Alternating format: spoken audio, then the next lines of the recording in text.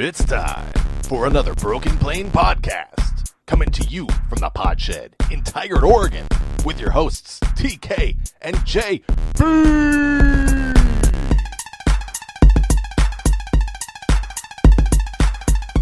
Welcome to the Broken Plane podcast, season 2, episode 15. I am JB. No TK today. He is out on vacation with the fam. We're going to see him again next week. I hope he's having a blast. In fact, I'm pretty sure he is. While he's gone, I wasn't going to put together a show. I was thinking about it. I was kind of waffling back and forth. Didn't really know if I was going to have anything to talk about, but I came up with a few things, and, why not? If you don't do these things by yourself, you'll never get better at doing them by yourself.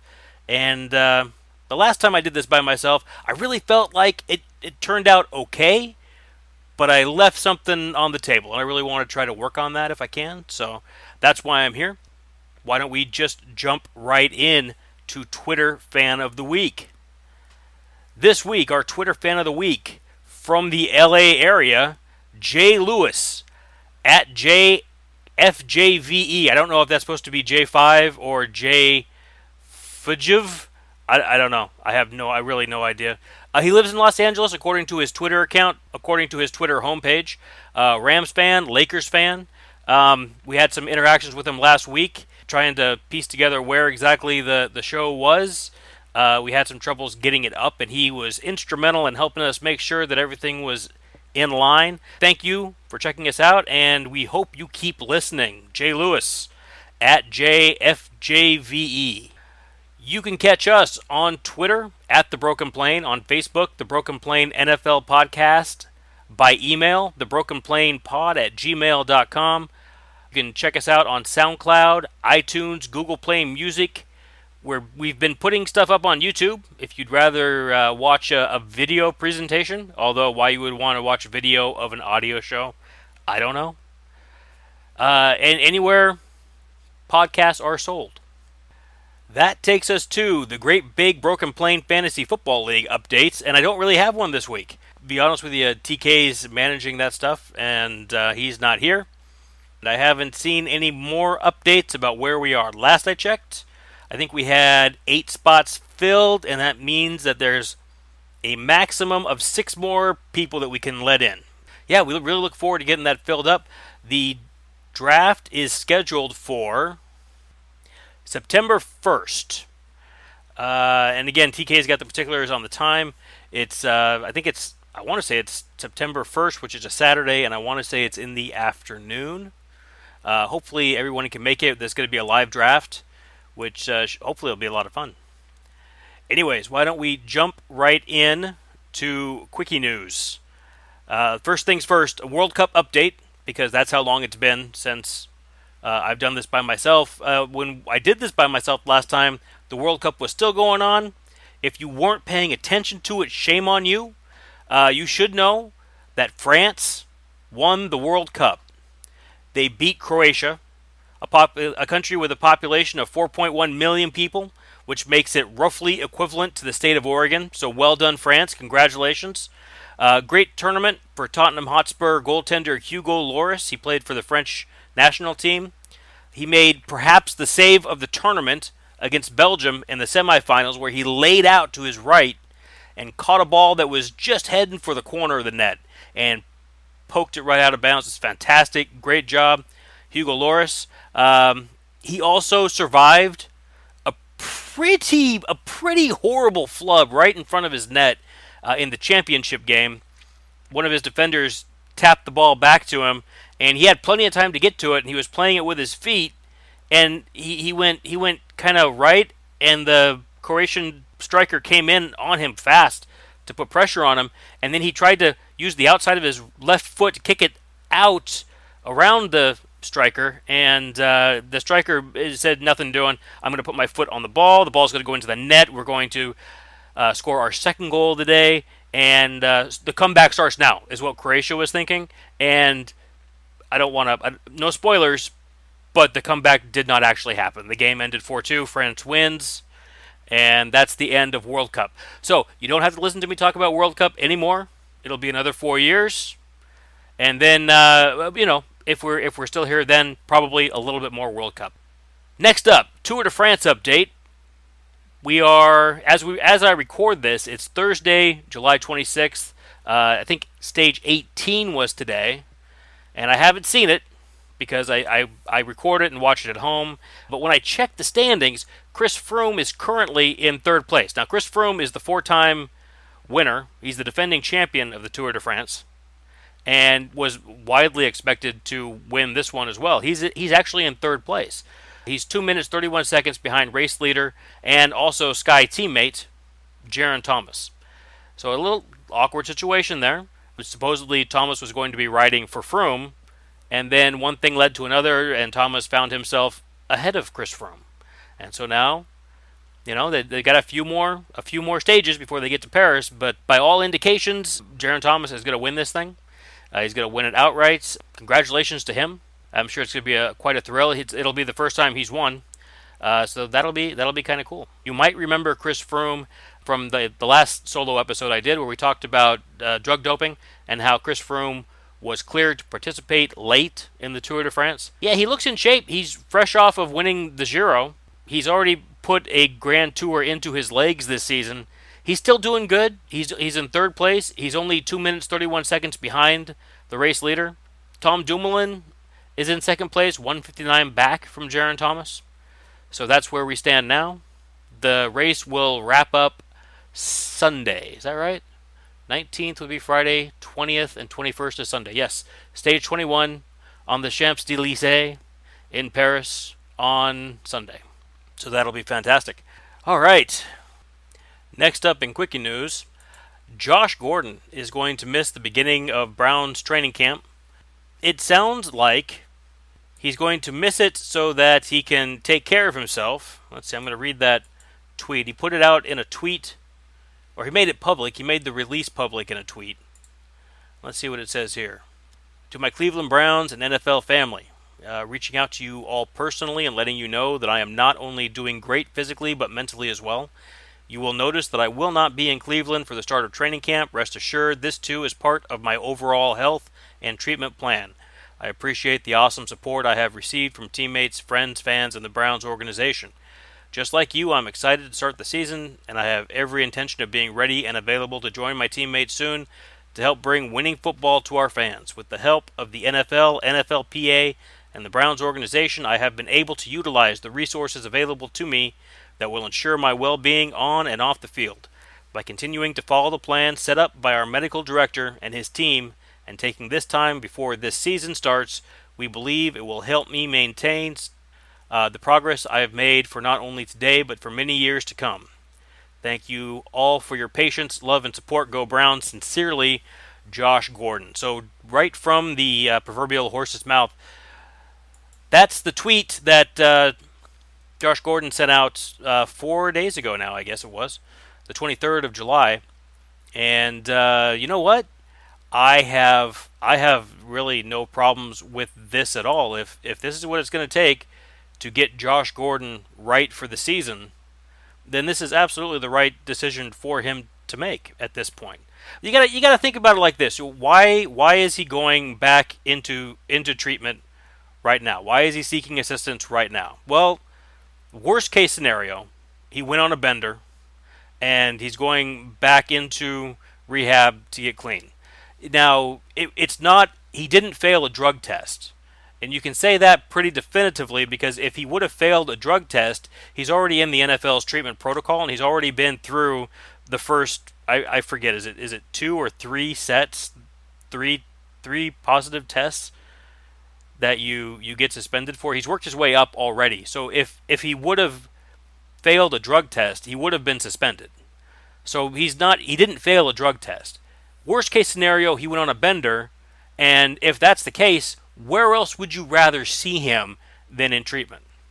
Best case scenario, he was taking the time. I think he was in and around the Cleveland area for most of the offseason. He spent the last month down in Gainesville, Florida, kind of back near his home, and you know what?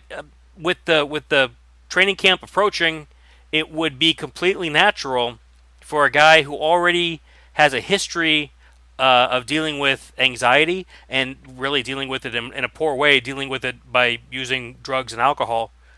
If he starts to feel that anxiety creeping back in, and he knows he has a history of dealing with that feeling by self-medicating with drugs and alcohol, again, where would you rather see him than back in treatment? That is absolutely the right place for him if that's what happened.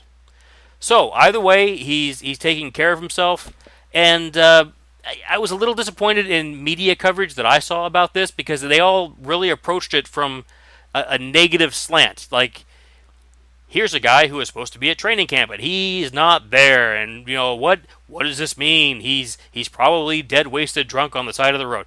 It wasn't quite like that, but in a lot of situations, this is what rehab looks like. This is what recovery looks like. It's not. You don't go for 3 months and you're fixed. That's not what it is. It's a constant process. You have to keep working at it. And for a guy like Josh Gordon, he's got a long history with drugs and alcohol, and he's got a relatively short history of being sober. So you know what? It shouldn't surprise anybody that he's gonna go back in for these. Call it an oil change. Call it maintenance. That's what this is. I am so happy for him that he's able to get this taken care of now before the season starts, and hopefully he will be ready to go soon. Hopefully this isn't the kind of thing that drags out for 3 or 4 weeks. Honestly, even if it is, I'm not sure that matters to me. I think Josh Gordon is a fantastic talent. I don't know that he needs training camp to get him right. It is a new offense. I think he'll be fine going into it. He's an athletic freak. So I think when he gets on the field, it's going to be hard to keep him off just from a playing standpoint. I'm really looking forward to watching him and Jarvis Landry on the outside. I think that's going to be a fantastic set of receivers for Tyrod Taylor. There's a lot to like about the Browns right now, and I don't think this Josh Gordon thing. I think it's really much ado about nothing. Like I said, I'm happy that Josh Gordon is in a place where he's getting the help that he needs to be able to work on overcoming his troubles. So good on him. More news. Mike McCray, an undrafted rookie out of Michigan, signed by the Dolphins, announces his retirement on the eve of his first training camp. And this was interesting because he was a fifth-year senior last year. He was an all Big Ten honorable mention. And then he retired. He just quit football. And the reason he gave, in part, is a quote from his retirement tweet. For some time now, I have been playing football for the wrong reasons, and during this time, I sacrificed my happiness and well-being. And he's decided that he doesn't want to do that anymore. And you know what? Good on him. I think that's fantastic. It was interesting because he did say that this was not the last step on his football journey. He would really like to get back into football as a coach and work maybe someplace off the field instead of on it.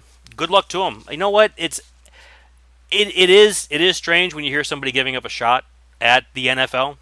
This is the pinnacle. This is the very top.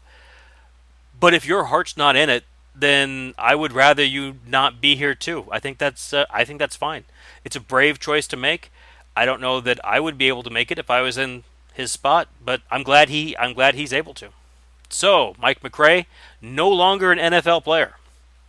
Good luck to you in the future. We have a couple of more items here. This one, probably my favorite all week. Jimmy Garoppolo dates a porn star. That was the headline that caught my eye on Twitter. And the first thing I said was, what? Garoppolo was spotted by TMZ out on a date with Kiara Mia. I didn't know who Kiara Mia was. Kiara Mia, turns out, is an adult movie actress that you may know from the Kim Kardashian porn parody, Keeping Up with Kiara Mia. I did not know that myself, but apparently this is a thing. Jason Whitlock was on Speak for Yourself, which is a Fox Sports show, and I really like Jason Whitlock a lot, but he was giving Jimmy Garoppolo a rough time. He was calling him Jimmy G-String, which is fantastic. He said he's got a freaky side, a real freaky side. That sounds weird, and it sounded kind of weird when he said it. He was being kind of sarcastic. What his point was, the only thing that's going to make this go away because it's kind of a big deal. Jimmy Garoppolo is a franchise quarterback. It's the face of the franchise.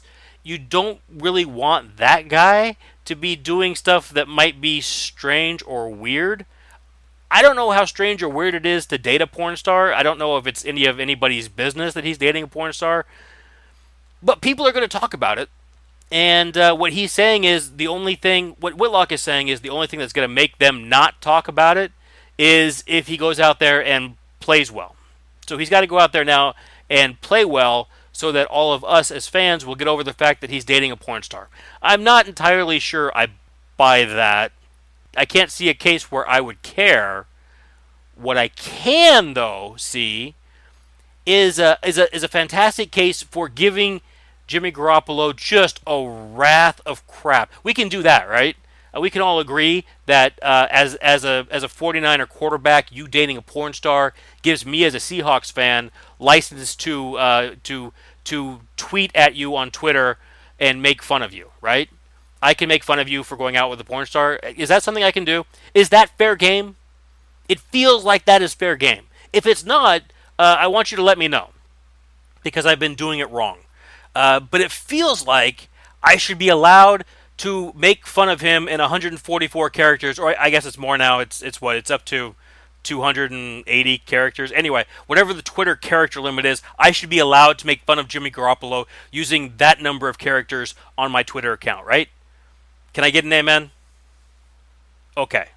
All right. So, well done, Jimmy Garoppolo. He came out and he had a press conference. Him and Kyle Shanahan was there, and he didn't really walk it back, but he said he understood and, he didn't quite realize before the gravity of the situation and how what he does affects so many other people. And he said all the right things. Jimmy Garoppolo is not an idiot, obviously. He said all the right things, and it was a fine press conference. But we can all still make fun of him, right? That's okay, right? Because I really want to make fun of him. More importantly, I want all of you to make fun of him so that I can enjoy it. Can that be a thing that happens? Tweet me your best Jimmy G dating a porn star tweets. That would be great. Okay. Next on the hit parade, Johnny Manziel, he of the CFL, formerly of the Browns, formerly of Texas A&M, traded to the Montreal Alouettes. And this brings him back into the orbit of Mike Sherman. Mike Sherman, of course, the former Packers head coach, the former Texas A&M head coach. He is the head coach at A&M when Manziel got there. He was Manziel's coach there for his redshirt year. So he back up with Mike Sherman. Mike Sherman said, there's a quote for him saying, "We did not bring Johnny Manziel here to sit." So I would expect the Alouettes have a game tonight. I would expect that he's playing right now. I would expect that if I were to turn the TV on to ESPN2, I would be watching Johnny Manziel throw the football around. So good luck to him. This came sooner than I thought it would. The interesting thing about this is that it was a pretty big trade in the CFL. The Ticats sent Manziel and two offensive linemen, Tony Washington and Landon Rice, to the Alouettes. The Alouettes send a defensive end, Jamal Westerman, and a wide receiver, Chris Williams, and 2 number 1 picks back to the Ticats. So the Ticats really, they flipped Manziel. They signed him for nothing, and they flipped him for really quite a lot. So good on the Ticats. Good on the Alouettes for picking him up. And this sets up what could be a really interesting matchup way down the road. The last game of the regular season in the CFL, the Alouettes play the Ticats. So this could be a fun one to watch. Again, it looks to me like Johnny Manziel is doing all the things you need to do to be a quarterback. And I think that that's fantastic, and I hope he has a lot of success. And, hopefully this is a step on the road to a comeback in the NFL. Next up, for all my Rams fans out there, yes, we are going to talk about Todd Gurley. Gurley signs an extension, 4 years, $57.5 million, much of it guaranteed. I think they're quoting it as being $40 million, I think, guaranteed, which is a pretty good number. Of course, it's an NFL guarantee, so we'll talk about that in a minute. But I'll be honest with you, when I first saw this, my first reaction was, oh, thank goodness, the Rams are starting to sign people for big money. And you know what that means. That means that they're soon to hit salary cap trouble, and the wheels come off the wagon, and then everything crashes, and the Seahawks are again the number one team in the NFC West. I was a little bit disappointed. I was a little bit disappointed when I dug into it farther. The contract is actually very reasonable and shouldn't present any kind of problem at all going forward. In fact, Gurley was already under contract for this year and next year as part of his rookie deal. So this is a 4-year extension on top of that. So he's going to be a Ram for the next 6 years up through 2023. And here's how his salary cap hit breaks down. In 2018, that's this year, $7.2 million. In 2019, $9.2 million. In 2020, it balloons up to $17 million. But then in 2021, it's back down to 13, 2022, 14, and 2023, it's down to 10 million. That's his cap hit. So they've got 1 year, 2020, where his cap hit's going to be pretty high. That's it. So you know what? Good on Les Snead. He's clearly got an eye for the salary cap, and he's keeping things in mind. He understands that he's got Jared Goff to sign, he's got Aaron Donald to sign, potentially Marcus Peters to sign. There's a lot of guys that need to be signed in the future, and he's clearly got that in mind. But the Gurley one is important. I did tweet out that anytime the Rams sign someone to big money who's not Aaron Donald, I'm a happy guy, and I still think that's true. I'm still going to be really interested to see what Aaron Donald signs for. I don't think it's a question of if he signs, because I think he does, right? Again, he's holding out of training camp this year. I don't think anybody has a problem with that because he held out of training camp last year, and it took him about a quarter and a half to get his feet under him. He was flying all over the field from day one. So I don't care that he misses training camp.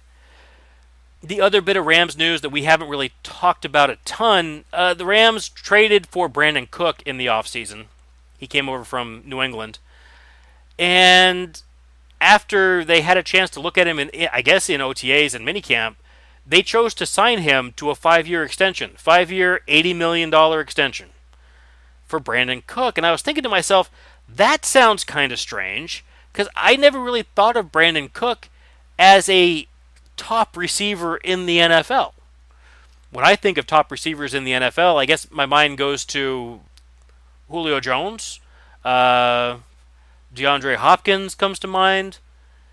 Some people would say Mike Evans. I think Mike Evans is probably overpaid, but, whatever. That seems fine. Odell Beckham Jr. comes to mind. Brandin Cook doesn't really come to mind for me as a top receiver. But now with this new contract, he is actually the 4th highest paid receiver in the league. So well done, Rams, I guess.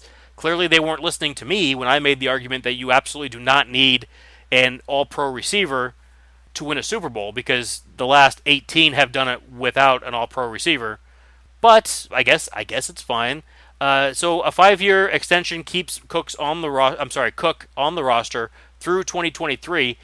His cap hit in 2018, that's this year, $5.4 million, and then 19 and 20, his cap hit is $20 million and $21 million.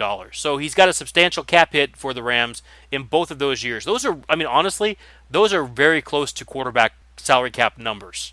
Now, I think they can do this because Jared Goff's contract, when he gets extended, which he will, maybe not next year, but soon, they can probably arrange it so that his big cap hit number doesn't come onto the books until 2021 is what I'm guessing. Or maybe 2020.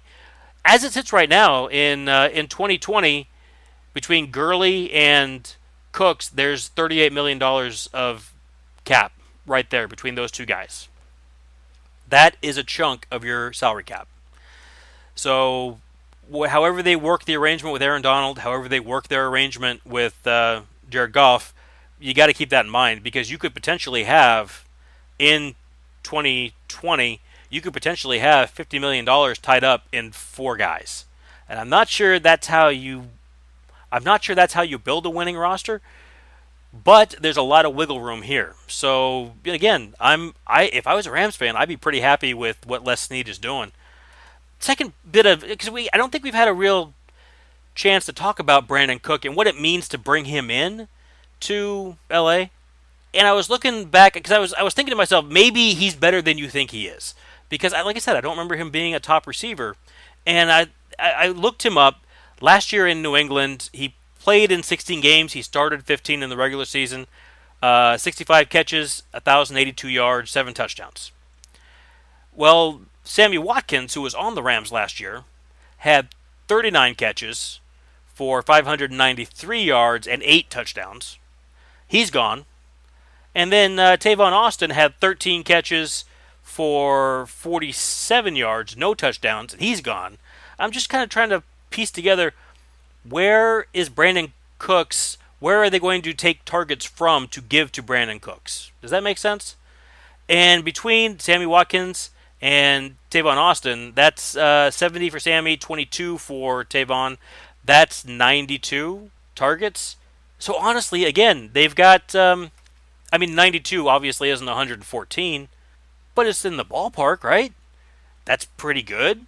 I think that he's probably going to be just fine on the outside. I think personally the Rams would have been fine without Brandin Cook, but I understand why they did it, I guess. And I don't know that they overpaid for him. So good job, Rams. Again, it really kills me to say that, but that team is being put together in all the right ways.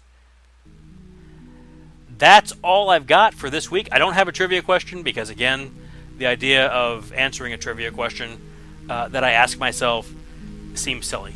So I'm not going to do that.